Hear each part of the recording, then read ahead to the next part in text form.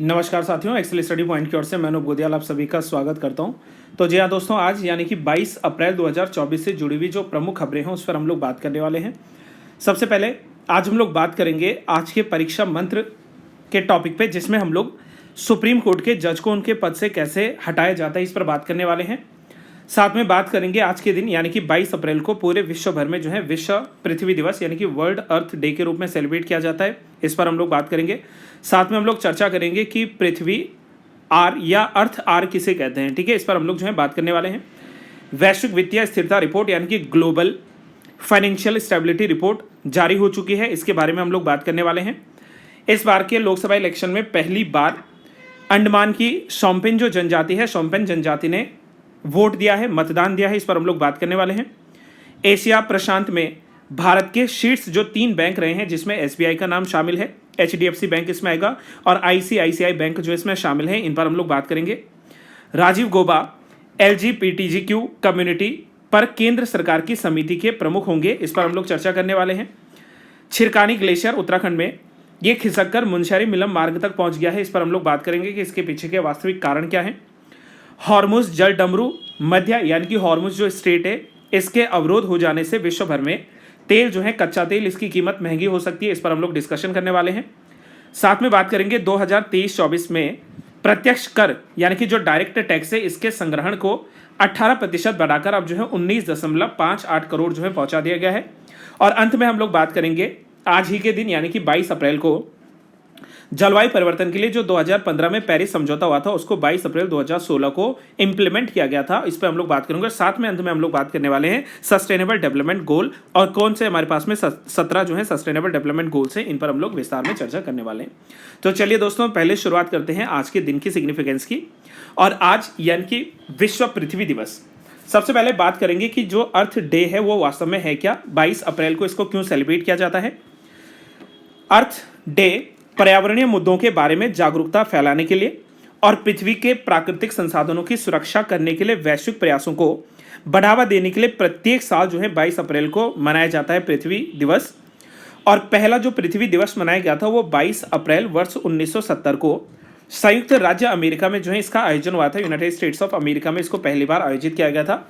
और इसका आयोजन उस समय अमेरिकी सीनेटर गेलॉर्ड नेल्सन के नेतृत्व में पर्यावरण कार्यकर्ताओं के एक समूह के द्वारा जो है किया गया था, जो पर्यावरण पर औद्योगिकीकरण और प्रदूषण के नकारात्मक प्रभाव के बारे में जो है काफी उस समय चिंतित थे। यानी कि जो बढ़ता हुआ इंडस्ट्रियलाइजेशन था, जो हमारे पास में पॉल्यूटेंट है, जो प्रदूषक हैं, उनके प्रदूषण से जो नेगेटिव इम्पैक्ट पड़ रहा है इन्वायरमेंट पे, पर्यावरण पे, उसको जो है रोकने के प्रयासों के चलते पृथ्वी दिवस को पहली बार जो है सेलिब्रेट किया गया था। तब से लेकर वर्तमान तक यह एक वैश्विक आंदोलन सा बन गया है और जो व्यक्तियों और समुदायों को हमारे ग्रह की रक्षा के लिए कार्रवाई करने के लिए जो है लगातार प्रेरित किए जा रहा है। साथ में आप लोग जानते हैं कि पर्यावरण को ध्यान में रखते हुए प्रत्येक वर्ष जो है अर्थ आर यानी कि जो हमारे पास में जो है अर्थ आर है, इसकी भी शुरुआत की गई थी। और इसकी शुरुआत आप लोग जानते हैं WWF के द्वारा, world wide fund for nature जो है, इसके द्वारा पहली बार 2007 में ऑस्ट्रेलिया यानी कि सिडनी में प्रतीकात्मक लाइट आउट कार्यक्रम के चलते इसकी शुरुआत हुई थी। अर्थ आवर के तहत होता क्या है कि 1 घंटे तक के लिए बिजली को बाधित किया जाता है। सभी लोगों से अनुरोध किया जाता है विश्व भर में कि आप जो है 1 घंटे के लिए, यानी कि अगर हम लोग स्थानीय समय के आधार पर बात करें तो रात्रि के जो है लगभग 8:30 बजे से 9:30 बजे तक जो है 1 घंटे के लिए सभी लाइटें बंद करने के लिए जो है विश्व भर में लोगों को प्रेरित किया जाता है। अर्थ आवर एक वैश्विक जमीनी स्तर पर आंदोलन है जो पर्यावरणीय मुद्दों पर कार्यवाही करने और ग्रह की रक्षा के लिए लोगों को एकजुट करता है। इसका आयोजन विश्व वन्यजीव कोष world wide fund for nature यानी कि WWF जो है इसके द्वारा किया गया था। शुरुआत हर साल मार्च के आखिरी शनिवार को जो है इसको आयोजित किया जाता था। इस बार जो है हम लोग जानते हैं कि इसको जो है आयोजित किया गया है और यह जो है प्रतीकात्मक कार्य, जिसे लाइट ऑफ के नाम से जानते हैं, लाइट ऑफ मतलब बिजली को जो है कुछ समय के लिए बंद कर देना के रूप में जाना जाता है। ये ग्रह के प्रति समर्थन दिखाने के लिए दुनिया भर के लोगों को एकजुट करने के लिए चलाया गया प्रोग्राम है। और इससे जो भी इन्वायरमेंटल जो डिस्कसेस हैं, जो भी इन्वायरमेंट के जो है हमारे पास में मुद्दे बने हुए हैं, उन पर जो है लोगों को याद दिलाता है इन्वायरमेंट की आवश्यकता को, इन्वायरमेंट का जो हमारे पास इसकी आवश्यकता है उसको जो है याद दिलाता है। ठीक है, उस पर हम लोग जो है बात करने वाले। साथ में हम लोग बात कर लेते हैं आज के परीक्षा मंथन पर, और परीक्षा मंत्र के भीतर हम लोग बात करेंगे कि सुप्रीम कोर्ट के जो जजेस हैं इनको कैसे हटाया जाता है।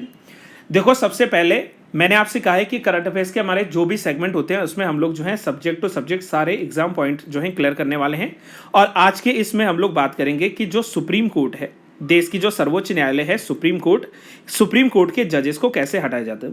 देखो, जब भी हम लोगों के पास में जो है इम्पीचमेंट की बात आती है तो अपने आप से हमेशा आप लोग कुछ सवाल क्या करो कि अगर सुप्रीम कोर्ट के जज को हटाना है तो पहला यहां पर क्वेश्चन पूछना पड़ेगा हमें कि इनको क्यों हटाया जाए, मतलब वाई। आखिर ऐसे कौन से वो ग्राउंड्स हैं जिन ग्राउंड्स के आधार पर इनको हटाया जाना चाहिए। दूसरा, कि इनको कौन हटाता है, सुप्रीम कोर्ट के जजेस को कौन हटाता है। और तीसरा, सुप्रीम कोर्ट के जजेस को जो है कैसे हटाया जाता है। तो इन सभी जो है प्रश्नों पर हम लोग बात करने वाले हैं। सबसे पहले बात करें कि सुप्रीम कोर्ट के जजेस को क्यों हटाया जाता है। तो क्यों में जो है दो आधार आपको याद रखने हैं। भारत के संविधान के अनुच्छेद 124(4) के तहत 124 का जो खंड 4 है, इसके तहत लिखा गया है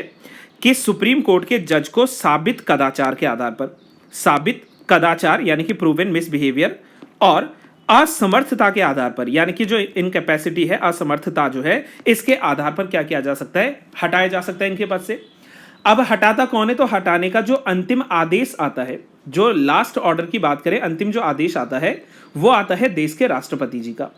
ठीक है, लेकिन देश के राष्ट्रपति तक जो है पहले इसकी एक लेजिस्लेटिव प्रोसीजर होती है जिसको हम लोग जानते हैं कि विधायी प्रक्रिया के तहत इनको इनके पद से जो है हटाया जाएगा।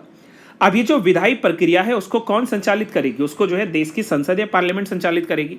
और अगर सुप्रीम कोर्ट के किसी भी जज को हटाना है, लकीली आज तक सुप्रीम कोर्ट के किसी भी जज पर इंपीचमेंट चलाए नहीं, मतलब इंपीचमेंट तो चलाए लेकिन इंपीचमेंट के प्रोसेस के अंतर्गत किसी को हटाया नहीं गया है।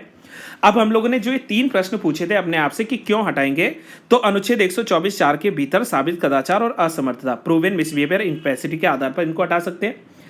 राष्ट्रपति के द्वारा अंतिम आदेश के चलते जो है सुप्रीम कोर्ट के जजेस को हटाया जा सकता है, लेकिन इसके लिए संसद के द्वारा जो है विधायी प्रक्रिया के चलते इनको इनके पद से हटाया जाएगा। और ऐसी विधायी प्रक्रिया का जो प्रावधान किया गया है वो किया गया है जजेस इंक्वायरी एक्ट। जजेस इंक्वायरी एक्ट जो है कब आया था, ये आया था 1967 में। तो इस अधिनियम के भीतर ये लिखा गया है कि यदि सुप्रीम कोर्ट के किसी न्यायाधीश को पद से हटाना है तो उसके लिए सबसे पहले एक प्रस्ताव लाना पड़ेगा। और ये जो प्रस्ताव लाया जाएगा इसको लोकसभा में भी इंट्रोड्यूस किया जा सकता है। इट कैन बी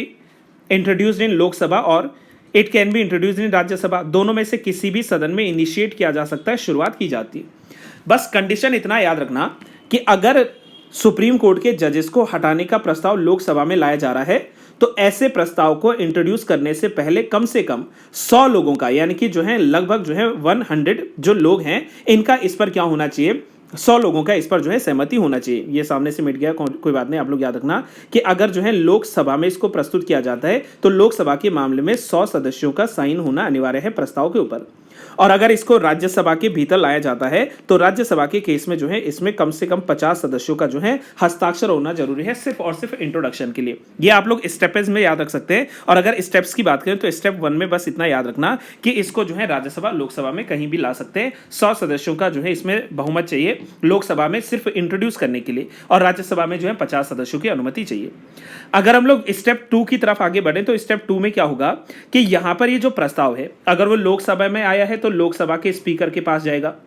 अगर वो राज्यसभा में आया है तो राज्यसभा के जो सभापति यानी कि जो चेयरमैन होते हैं इनके पास जाएगा। लोकसभा के स्पीकर के पास 2 पावर है, इधर ही कैन एक्सेप्ट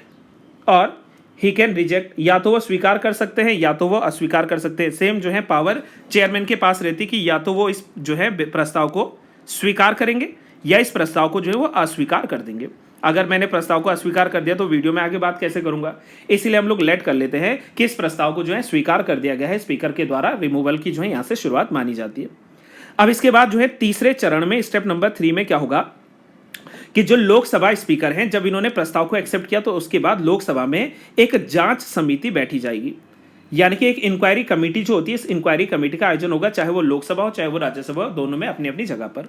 और जो ये जांच समिति होती है, इस जांच समिति में कुल मिलाकर 3 सदस्य शामिल होते हैं। और इन 3 सदस्यों की बात करें तो इन 3 सदस्यों में जो शामिल होते हैं उसमें पहले आते हैं सीजेआई, बट इन केस अगर सीजेआई को ही रिमूव करना है तो उसके बाद जो है जो सीनियर मोस्ट जज होते हैं सुप्रीम कोर्ट के, वो इस जो है इंक्वायरी कमेटी में जो है पहले व्यक्ति के रूप में शामिल होते हैं। दूसरा, इनमें जो शामिल व्यक्ति होते हैं वो होते हैं a chief justice of any high court, किसी भी हाई कोर्ट के, कोई भी देश के भीतर जो 25 हाई कोर्ट्स हैं उनमें किसी भी हाई कोर्ट के जो चीफ जज हैं उनको इसमें शामिल किया जाता है। और तीसरी, इस इंक्वायरी कमेटी में शामिल होते हैं एक डिस्टिंग्विश्ड जूरिस्ट, जिनको हम लोग प्रतिष्ठित विधि वेता के नाम से जान सकते हैं। जो प्रतिष्ठित न्यायवादी होता है उनको इसमें जो है शामिल किया जाता है। स्टेप नंबर 3 में जांच समिति बैठेगी। अब जांच समिति ने मान लीजिए कि जांच की और इन्होंने गिल्टी पाया व्यक्ति को जिसको रिमूव किया जा रहा है, तो इस आधार पर क्या होगा, इस आधार पर यह कमेटी जो है पुनः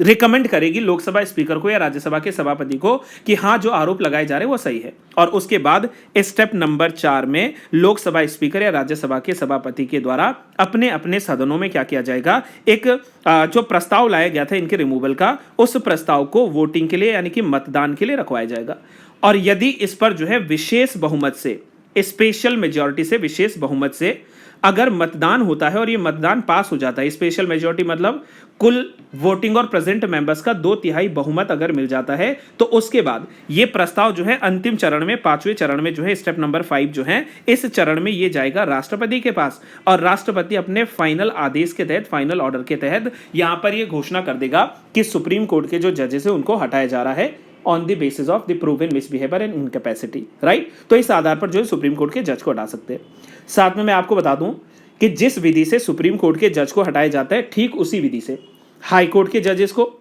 इलेक्शन कमिश्नर जो हैं देश के, और जो controller and auditor general of India, Bharat के नियंत्रक एवं महालेखा परीक्षक हैं, इनको भी इसी विधायी प्रक्रिया के आधार पर जो है रिमूव किया जाता है। तो परीक्षा मंत्र में हम लोगों ने बात की है कि सुप्रीम कोर्ट के, हाई कोर्ट के इलेक्शन कमिश्नर्स और जो है controller and auditor general of India को कैसे उनके पद से हटाया जाता है।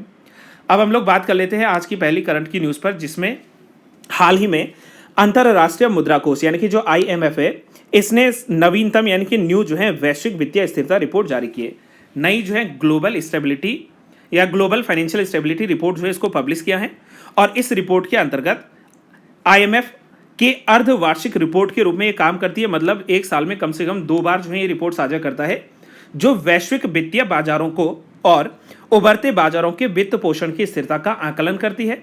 और इसे साल में कम से कम 2 बार, पहली बार जैसे अप्रैल मंथ की बात करें, जैसे इस बार अप्रैल में रिलीज हुआ है, और साथ में जो है अक्टूबर मंथ में इसको जो है रिलीज किया जाता है। इस बार की जो रिपोर्ट आई है, इसका जो सबसे अहम मुद्दा है उसमें यह है कि इसने लगातार जो है हाई इन्फ्लेशन यानी कि उच्च मुद्रास्फीति, अनियमित ऋण बाजार में बढ़ते ऋण और वित्तीय संस्थानों पर बढ़ते साइबर हमलों को जो है वैश्विक वित्तीय प्रणाली में होने वाले जो है जोखिमों के रूप में जो है चेतावनी देते हुए शामिल किया है। यानी कि इसने यहाँ पर ये बताया है कि जो है विश्व भर में क्या है, यहाँ पर खतरा है, जिसके तहत जो है साइबर हमले होने के चांसेस है। मैंने प्रीवियस वीडियो में जो है बात की है आप लोगों से कि पूरे विश्व स्तर पर बात की जाए तो भारत जो है वो 10वें स्थान पर है साइबर हमलों के चलते। और ये जो है काफ़ी चिंतनीय विषय है, जिस पर IMF के द्वारा भी जो है रिपोर्ट में साझा किया गया है कि जो हाई इन्फ्लेशन रेट है, जो लगातार अनियमित रूप से जो है इरेगुलरिटीज के साथ में जो है ऋण बाजार में जो ऋण बढ़ रहा है, जो लोन बढ़ रहा है, वहां पर उससे जो है क्या होता है, साइबर हमले का भी जो है खतरा बना रहता है। अगर हम लोग जो है कैलेंडर ईयर 2023 की बात करें तो इसमें जो है भारत अमेरिका के बाद विदेशी पूंजी का दूसरा सबसे बड़ा जो है प्राप्तकर्ता जो है देश रहा है। ये भी सूचना साझा की है यहाँ पर IMF के द्वारा। साथ में अगर हम लोग IMF की बात करें कि IMF वास्तव में है क्या, तो आप लोग जानते हैं कि जिस समय ब्रेटन वुड कॉन्फ्रेंस हुआ था 1944 में, तो उस समय 2 बड़ी संस्थाएं बनी थी। एक थी इंटरनेशनल मॉनेटरी फंड यानी कि IMF, और दूसरी थी international bank for reconstruction and development यानी कि IBRD। और इसी समय जो है स्टैब्लिशमेंट हुआ था 27 दिसंबर वर्ष 1945 को जो है इन्फोर्स हुए थे वर्ल्ड बैंक और जो IMF है। IMF और वर्ल्ड बैंक दोनों का हेडक्वार्टर जो है वो वाशिंगटन DC में है। और IMF के पास वर्तमान में 189 मेंबर जो है कंट्रीज हैं। और IMF की जो है फिर से नई मैनेजिंग डायरेक्टर के रूप में चुना गया है, किसको, दैट इज जो क्रिस्टलिना जॉर्जिवा है, क्रिस्टलिना जॉर्जिवा जो है इनको चुना गया है। उद्देश्य की बात करें IMF का वास्तव में उद्देश्य क्या है, तो इसका उद्देश्य है to promote international monetary cooperation, अंतरराष्ट्रीय आधार पर जो मौद्रिक सहयोग है इसको बढ़ावा देना, इसको जो है और ज़्यादा प्रमोट करना, to promote the exchange rate stability and the orderly exchange arrangements, यानी कि पूरे वैश्विक स्तर पर जो हमारे पास में वैश्विक आर्थिक स्थिरता है इसको बढ़ावा देना, और बैलेंस ऑफ पेमेंट के जो क्राइसिस हैं इनको क्या करना, इनको कम करना, यानी कि जो भुगतान संतुलन है उस भुगतान संतुलन को जो है बराबर रखना, मैनेज करते हुए रखना। ये जो है प्रमुख उद्देश्यों के साथ में ब्रेटन वुड कॉन्फ्रेंस में पहली बार IMF जो है इसकी संकल्पना दी गई थी। साथ में हम लोग लोकसभा चुनाव से जुड़े हुए प्रमुख अगर खबरों की ओर आगे बढ़ें तो इसमें जो है पहली बार अंडमान निकोबार की जो शोम्पेन जनजाति है इसके लोगों के द्वारा जो है मतदान किया गया है। आप जानते हैं कि जो शोम्पेन जनजाति है ये पीवीटीजी ग्रुप में, यानी कि जो हम लोग बात करते हैं विशेष रूप से जो कमजोर जनजाति है, इसके रूप में जो है ये जनजाति शामिल हुई है और इसने जो है इस बार अपना वोट दिया है, मतदान में जो है पार्टिसिपेट किया है। और अगर मैं आपको बता दूं कि अगर हम जनगणना के अनुसार बात करें तो 98 शोम्पेन मतदाताओं में से पहली बार जो मतदाता हैं इन्होंने जो है क्या किया था, यहाँ पर वोट दिया था इस बार। और 2011 की जनगणना के अनुसार भारत देश के भीतर कुल मिलाकर लगभग जो है 229 जो है शोम्पेन जनजाति के क्या थे, यहाँ पर लोग शामिल थे। पहली बार भारत में विशेष रूप से कमजोर जनजातीय समूहों यानी कि पीवीटीजी में से एक शोम्पेन के सदस्यों ने अंडमान निकोबार लोकसभा निर्वाचन क्षेत्र में अपना वोट डालकर चुनाव प्रक्रिया में जो है प्रतिभाग लिया है। शोम्पेन जो है ये पृथ्वी पर सबसे अलग थलग पाई जाने वाली जनजातियों में से एक है। ये अंडमान और निकोबार द्वीप समूह के ग्रेट निकोबार द्वीप के घने उष्ण कटिबंधीय जो वर्षा वन है वहां पर निवास करते हैं। वे भारत में सबसे कम अध्ययन किए गए विशेष रूप से कमजोर जनजातीय समूहों के रूप में शामिल हैं और वर्ष 2011 की जनगणना के अनुसार इनकी भारत में जनसंख्या जो है वो 229 बताई गई है। इसके अलावा अंडमान द्वीप समूह की बात करें तो इसमें जो और प्रमुख जनजातियां मिलती हैं इसमें ग्रेट अंडमानीज, ओंगे जनजाति, जारवा, सेंटिनलीज, शोम्पेन और निकोबारी जो है जनजाति शामिल हैं। तो पहली बार जो है शोम्पेन जनजाति के द्वारा यहाँ पर वोट दिया गया। और हमसे सवाल ये बनेगा कि शोम्पेन जनजाति जो है प्रमुखता से कहाँ पर मिलती है, तो वो है हमारे पास में जो अंडमान निकोबार द्वीप समूह है उसके समीप जो है ये जनजाति मिलती है। वहीं आगे बढ़ते हुए हम लोग बात करेंगे एशिया प्रशांत क्षेत्र में, यानी कि एशिया पैसिफिक जो रीजन है इसमें शीर्ष भारतीय बैंकों में जो है 3 बैंकों को जो है शामिल किया गया है। और इन 3 बैंकों में आते हैं state bank of India, HDFC bank और ICICI बैंक जो है इनकी संपत्ति के आधार पर एशिया प्रशांत क्षेत्र में जो टॉप 50 बैंक हैं उनमें जो है इनको शामिल किया गया है। और इस सूची में चीन के अकेले की बात करें तो चीन से जो है शीर्ष 10 बैंकों में से 6 जो बैंक रहे हैं वो चाइना से ही रहे हैं, यानी कि चीन के जो है 6 बैंक जो है वो टॉप में रहे हैं। अगर SBI की बात करें तो भारतीय स्टेट बैंक भारत का सबसे बड़ा वाणिज्यिक बैंक है जो कि देश की आधुनिक वाणिज्यिक बैंकिंग प्रणाली में एक महत्वपूर्ण जो है स्थान रखता है। यह एक फॉर्च्यून 500 कंपनी के रूप में शामिल है जो भारतीय बहुराष्ट्रीय सार्वजनिक क्षेत्र की बैंकिंग और वित्तीय सेवाएं जो है वैधानिक संस्था के रूप में शामिल है। और SBI का जो मुख्यालय है वो जो है मुंबई में है। आप जानते हैं कि SBI जो है ये इससे पहले मद्रास, बॉम्बे और बंगाल के जो 3 सेपरेट बैंक से इनके रूप में इनकी स्थापना हुई थी। और 1921 में मद्रास, बॉम्बे और जो बंगाल बैंक थे ये तीनों मर्ज हुए और तीनों ने मर्ज होकर जो है इंपीरियल बैंक ऑफ इंडिया की जो है शुरुआत की थी। और कालांतर में यही इंपीरियल बैंक ऑफ इंडिया जो है वो वर्ष 1955 में इसका नाम बदला गया और नाम बदलने के बाद जो है इसको SBI का नाम दिया गया। इंडिया में जो है जब राष्ट्रीयकरण हुआ था SBI का तो उस समय जो है इंपीरियल बैंक ऑफ इंडिया को ही नाम दे दिया गया SBI बैंक के रूप में। तो ये आप लोग जो है थोड़ा सा रिकॉल कर सकते हैं SBI के बैकग्राउंड की तरफ। अगर हम लोग HDFC की बात करें तो HDFC यानी कि housing development finance corporation, HDFC एक प्रसिद्ध भारतीय आवास वित्तीय संस्थान है जो मुख्य रूप से मध्यम और निम्न वर्ग के नागरिकों को घर खरीदने के लिए और बिल्डरों को जो है निर्माण परियोजनाओं के लिए जो है गृह ऋण यानी कि जो है होम लोन प्रदान करता है। इसका जो मुख्य उद्देश्य है वो है व्यवस्थित रूप से आवास वित्त प्रदान करना, यानी कि हाउसिंग फाइनेंस जो है ये समर्थन देना और देश के भीतर गृह स्वामित्व में वृद्धि करके आवासीय जो आवास स्टॉक है, जो हमारा क्या है हाउसिंग स्टॉक है, उसको जो है प्रमोट करना, वृद्धि देना। इसका मुख्यालय मुंबई में है और इसमें कई ऐसी शाखाएं हैं जो कि देश के अलग अलग जो है क्षेत्र में फैलकर जो है एक प्रकार के ब्रॉड या व्यापक वितरण नेटवर्क के रूप में जो है भारत देश में बैंकों की रूपरेखा को तैयार करता है। इसके 3 प्रतिनिधि कार्यालय भी हैं जो कि सिंगापुर में, लंदन में और दुबई में जो है होम लोन सेवाएं प्रदान करते हैं। साथ में बात करें तो HDFC जो है वो RBI के द्वारा 1994 में भारतीय बैंकिंग उद्योग के उदारीकरण के हिस्से के रूप में निजी क्षेत्र के बैंक बनाने के लिए जो है RBI ने सैद्धांतिक रूप से मंजूरी दी थी और ऐसी मंजूरी मिलने वाला जो है HDFC बैंक अपने आप में पहला बैंक कहलाया था। साथ में अगर हम लोग बात करें ICICI यानी कि industrial credit and investment corporation of India, तो इसकी शुरुआत, इसकी स्थापना वर्ष 1955 में हुई थी। ICICI बैंक अपनी वित्तीय शाखा के रूप में ICICI बैंक की स्थापना के माध्यम से 1994 में वित्तीय क्षेत्र में शामिल हुआ था। 1998 में ICICI बैंक जो है इसने इंटरनेट बैंकिंग सेवा देना जो है प्रदान किया था और ऐसी इंटरनेट बैंकिंग सेवा देने वाला जो है भारत का पहला बैंक भी बना था। 1999 में न्यूयॉर्क स्टॉक एक्सचेंज में उल्लेखित होने वाला पहला भारतीय बैंक जो है आईसीआईसीआई बैंक था। आईसीआईसीआई ने बैंक ऑफ मदुरई 2001 को खरीद लिया था, जिसकी स्थापना वर्ष 1943 में हुई थी। आईसीआईसीआई बैंक की सहायक कंपनी में पिछड़े विलय की मूल कंपनी को 2002 में बैंक निदेशकों के द्वारा स्वीकार कर लिया गया था या मंजूरी प्रदान की गई थी। और आईसीआईसीआई बैंक ने ही 2003 में कनाडा, यूनाइटेड किंगडम और सिंगापुर में अपनी शाखाएं जो हैं वो स्थापित की थी। साथ में इसने दुबई और शंघाई में जो है प्रतिनिधित्व बैंक शाखाओं का भी जो है स्थापना किया था। 2004 में आईसीआईसीआई बैंक ने बांग्लादेश और दक्षिण अफ्रीका के व्यापक बैंकिंग उद्योग में शामिल होने के लिए बांग्लादेश में कार्यालय भी स्थापित किया था। वहीं आईसीआईसीआई बैंक ने 2005 में एक रूसी सहायक कंपनी जिसका नाम था आईकेबी यानी कि इन्वेस्टिस गो क्रेडिनी बैंक जो है इसको खरीदा था और इसका नाम जो है आईसीआईसीआई बैंक यूरेशिया के नाम से जो है रखा था। उसी वर्ष इसने हांगकांग और दुबई में भी जो है एक शाखा स्थापित की थी और वर्ष 2006 में बेल्जियम एंटवर्प में एक शाखा जो है इन्होंने बनाई थी और जकार्ता, बैंकॉक और जो है कुआलालंपुर में भी इन्होंने जो है प्रतिनिधि कार्यालय के रूप में, इनके रिप्रेजेंटेटिव ऑफिस के रूप में इनको जो है यहाँ पर शामिल किया था आईसीआईसीआई बैंक को। अब हम लोग एक और प्रमुख न्यूज़ की तरफ अगर आगे बढ़ें तो इसमें हम लोग बात कर लेते हैं कि रिसेंटली राजीव गौबा को LGBTQ, देखो सबसे पहले हमें यहाँ पर ये समझना पड़ेगा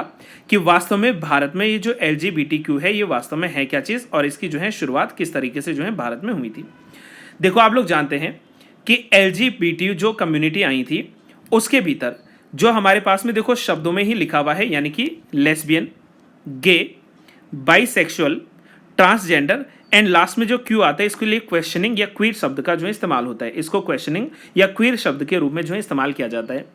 इनके अधिकारों को सुरक्षा देने के लिए, इनके अधिकारों के संरक्षण के लिए जो है भारत में केंद्र सरकार की समिति के रूप में जो है राजीव गौबा को इसका अध्यक्ष जो है नियुक्त किया गया है, इसका प्रमुख जो है नियुक्त किया गया है। भारत सरकार ने LGBTQ+ समुदायों के कल्याण पर केंद्रीय गृह सचिव राजीव गौबा की अध्यक्षता में एक समिति गठन किया है। सुप्रियो चक्रवर्ती बनाम यूनियन ऑफ इंडिया केस में सुप्रीम कोर्ट के सुझाव पर सरकार के द्वारा समिति के गठन का आयोजन जो है इस बार किया गया है। आपको बता दूं कि सुप्रियो चक्रवर्ती बनाम यूनियन ऑफ इंडिया केस जो है वर्ष 2023 में आया था, जिसने 1954 के विशेष विवाह अधिनियम स्पेशल मैरिज एक्ट जो है इसको चुनौती दी थी और कहा था कि स्पेशल मैरिज एक्ट में जो है जो समलैंगिक हैं, होमोसेक्सुअल्स जो हैं, उनके राइट्स को नहीं दिया गया है। इसके तहत जो है यहाँ पर तर्क ये दिया गया था कि भारत के संविधान के भीतर अनुच्छेद 14 जो है ये इसके खिलाफ है, जहाँ पर कानून की समानता की सुरक्षा होनी चाहिए, वो LGBTQ कम्युनिटी को नहीं देता है। कौन? 1954 का जो विशेष विवाह अधिनियम है। और इसी अधिनियम को जो है चैलेंज देते हुए यहाँ पर जो है ये केस आया था सुप्रियो चक्रवर्ती बनाम यूनियन ऑफ इंडिया केस 2023 का।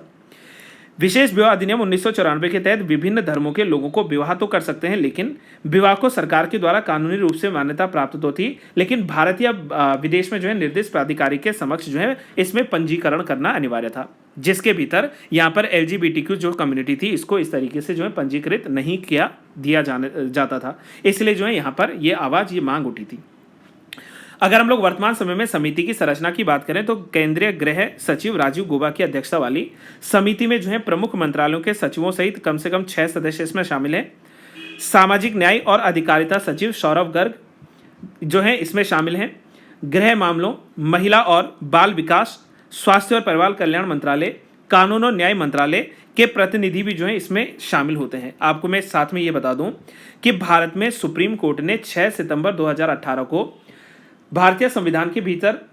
यह जो आईपीसी की धारा थी 377 इसके एक को गैर आपराधिक घोषित किया था और इसमें समलैंगिक संबंधों को जो है अप्राकृतिक अपराध जो है इसको घोषित कर दिया था, जिसके बाद से लेकर जो है यहाँ पर ये लगातार मुद्दा उठा हुआ था कि क्या LGBT कम्युनिटी को जो है यहाँ पर मान्यता मिलनी चाहिए ना मिलनी चाहिए। आप लोग जानते हैं कि भारत की अगर हम लोग प्राचीन इतिहास की बात करें तो प्राचीन समय से ही जो है भारत में जो समलैंगिकता है इसको मान्यता मिली थी। इस बात का तर्क यहाँ पर ये दिया जा सकता है कि जो खजुराहो टेम्पल है, अगर खजुराहो टेम्पल की मूर्तियों को देखा जाए तो इसमें जो है समलैंगिकता के लक्षणों को जो है दिखाया गया है।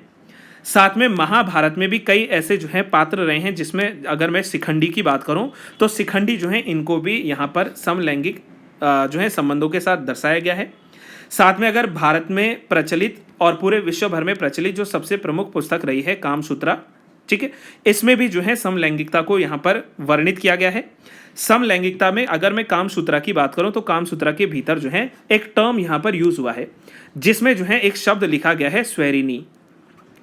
कामसूत्रा के भीतर एक शब्द लिखा गया है स्वैरिणी। स्वैरिणी शब्द का मतलब यहाँ पर यह है कि जो अन्य महिलाओं के साथ आक्रामक प्रेम प्रसंग में संलग्न होते हैं उनको स्वैरिणी कहा जाता है। साथ में इसमें भी जो है बाइसेक्सुअल और इंटरसेक्स जो लोग हैं, ट्रांसजेंडर जो लोग हैं, इनके बारे में जो है कामसूत्रा के भीतर जो है प्रॉपर बताया गया है। तो मतलब प्राचीन समय से ही जो है भारत में कहीं ना कहीं समलैंगिकता को जो है देखा जा सकता है। और इसके लिए जो है लगातार जब सुप्रीम कोर्ट में ये बातें चली थी कि क्या इसमें जो है मान्यता मिलनी चाहिए, इस बात को लेकर आप लोग याद करिए 2015 जिस समय सांसद शशि थरूर जी जो थे उन्होंने समलैंगिकता को अपराध से मुक्त करने के लिए एक विधेयक भी प्रस्तुत किया था। हालांकि लोकसभा में ये विधेयक जो है वो पारित हो नहीं पाया था, लेकिन इनके प्रयासों के बाद से ही अगस्त 2017 में सुप्रीम कोर्ट ने जब ऐतिहासिक फैसला सुनाया था और उस ऐतिहासिक फैसले में पुट्टस्वामी फैसला उसको नाम देते हैं हम लोग, उस पुट्टस्वामी फैसले में जो है निजता के अधिकार को संविधान के तहत मौलिक अधिकार के रूप में जो है बरकरार रखने की बात की थी और LGBT जो कार्यकर्ता हैं उनमें जो है यहीं से उम्मीद जागी हुई थी। जिसके बाद आप लोग जानते हैं कि अंत में 6 सितंबर वर्ष 2018 को सुप्रीम कोर्ट ने सर्वसम्मति से यह फैसला लिया था कि धारा 377 जो है वो असंवैधानिक है, वो जो है नॉन कॉन्स्टिट्यूशनल है। जहां तक मतलब ये समान लिंग के वयस्कों के बीच जो है सहमति से यौन आचरण को अपराधी बनाता था, उसको जो है बंद कर दिया गया और तब से जो है LGBT समुदाय जो है उनके अधिकारों को भारत में सुरक्षित किया गया था। तो ये हमारे पास में जो है एक बैकग्राउंड के रूप में LGBT जो कम्युनिटी थी उसको आप लोग जो है यहाँ पर याद रख सकोगे। आगे बढ़ते हुए हम लोग बात कर लेते हैं छिरकानी ग्लेशियर जो है ये खिसक कर मुनस्यारी मिलम मार्ग तक जो है पहुंच चुका है। आप लोग को बता दूं कि मुनस्यारी के पास में जो है एवलांच यानी कि जो हिमस्खलन होता है, आप लोग जानते हैं कि जिस तरीके से भूस्खलन होता है उसी तरीके से जो है हिमस्खलन होता है और हिमस्खलन के भीतर जो है लगातार जो है चर्चा में रहा है छिरकानी ग्लेशियर। छिरकानी ग्लेशियर की जो बर्फ है वो खिसक कर अब मुनस्यारी मिलम मार्ग तक पहुंच चुकी है जो कि गौरी नदी तक जो है पहुंच चुकी है। छिरकानी से लासपा गाड़ी तक का जो लगभग 7 से 8 किलोमीटर का मार्ग है, यहाँ पर जो है जगह जगह पर बर्फ के बुग्यालों को जो कह सकते हैं हम लोग कि चरवाहों या भेड़ बकरियों के जो है चरने के लिए जिस जगह को उत्तम माना जाता था उसको जो है बर्फ से यहाँ पर ढका हुआ देखा जा रहा है। और मुनस्यारी से लगभग 40 किलोमीटर की दूरी पर स्थित छिरकानी जो है वो हर साल जो है एवलांच के चलते जो है यहाँ पर ग्लेशियर खिसकता चला जा रहा है। इससे पहले आप लोग जानते हैं कि यहाँ पर जो है जिस समय ये लोक निर्माण जो विभाग था उसके अंतर्गत जिस समय जो है छिरकानी ग्लेशियर या मुनस्यारी मिलम वाला जो मार्ग था उनके अंतर्गत था, तो समय समय पर जो है रास्ते को क्लीन किया जाता था। लेकिन वर्तमान में जब से ये BRO के पास में आए हैं तो वहाँ पर जो है BRO के द्वारा हालांकि कार्य जरूर किए जा रहे हैं, लेकिन इतना सक्षम ढंग से कार्य नहीं किया जा रहा है जहाँ पर लोगों को जो है परेशानी का सामना ना करना पड़े। इसलिए बस हमसे ये सवाल बन जाएगा कि ये जो छिरकानी ग्लेशियर है ये कहाँ पर हमें मिलता है। तो छिरकानी ग्लेशियर जो है ये मुनस्यारी के पास में जो है आपको नजर आ जाएगा। अब हम लोग वहीं जो है आगे बढ़ते हुए बात करें, एक्सक्यूज मी, अगर हम लोग जो है यहीं पर आगे बढ़ते हुए बात करें तो हम लोग नेक्स्ट टॉपिक में डिस्कशन कर लेते हैं हॉर्मुज जल डमरू के बारे में। देखो सबसे पहले हम लोग जानते हैं कि जल डमरू मध्य होता क्या है। इंग्लिश में इसके लिए शब्द आता है स्ट्रेट। इंग्लिश में इसके लिए एक शब्द आता है दैट इज स्ट्रेट। स्ट्रेट। अब स्ट्रेट क्या होता है, व्हाट इज अ स्ट्रेट? देखो स्ट्रेट का मतलब जल डमरू मध्य ये एक ऐसा संकरा जलीय मार्ग है। It is a narrow water body जो दो बड़े जलीय मार्गों को आपस में जोड़ता है और दो बड़े स्थल खंडों को एक दूसरे से अलग करता है। जैसे लेट कर लीजिए, अगर मैं हम लोग यहाँ पर बात करें कि जो हॉर्मुज जल संधि है, ये हॉर्मुज जल संधि जो है वो दो सागरों को आपस में जोड़ती हैं और दो जो स्थान है जो प्रदेश हैं उनको क्या करती हैं, एक दूसरे से अलग करती है। अगर हम लोग यहाँ पर बात करते हुए चलें, पहले हम लोग एक बार लोकेशन चेक कर लेते हैं कि हॉर्मुज जो जल संधि है वो वास्तव में है कहाँ पर। तो एक तरफ इसमें जो है पर्शियन गल्फ यानी कि जो है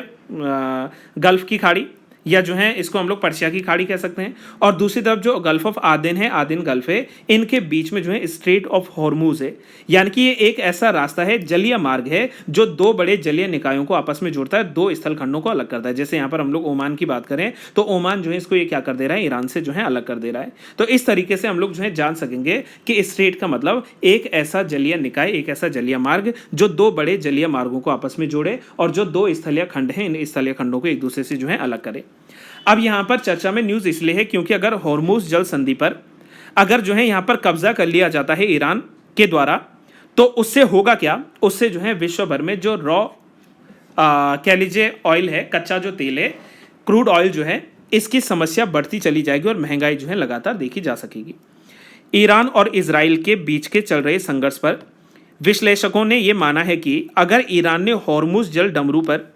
अपना अधिकार कर लिया तो इससे कच्चे तेल और जो एलएनजी है इसकी कीमतें जो हैं बढ़ सकती हैं। इसी प्रकार का संकट आप लोग याद करिए, गल्फ वॉर जिस समय 1991 के दौर में आया था, तो वैश्विक स्तर पर किस तरीके से जो है इन्फ्लेशन यानी कि मुद्रास्फीति देखी गई थी, महंगाई वहां पर देखी गई थी। इस जल डमरू मध्य से भारत जो है जैसे देश, वो सऊदी अरब, इराक और यूएई से जो है क्रूड ऑयल निर्यात करते हैं और संघर्ष के बाद कच्चे तेल की कीमत जो है वो लगभग 90% डॉलर प्रति बैरल के हिसाब से जो है पहुंचने के यहाँ पर चांसेस लगते हैं। आप लोग जानते हैं कि हॉर्मुज जो जल डमरू मध्य है वो ओमान और ईरान के बीच का जो है लगभग 40 किलोमीटर चौड़ी एक समुद्री पट्टी के रूप में शामिल है और इस मार्ग के जरिए जो है सऊदी अरब में लगभग 63 लाख बैरल जो है पर डे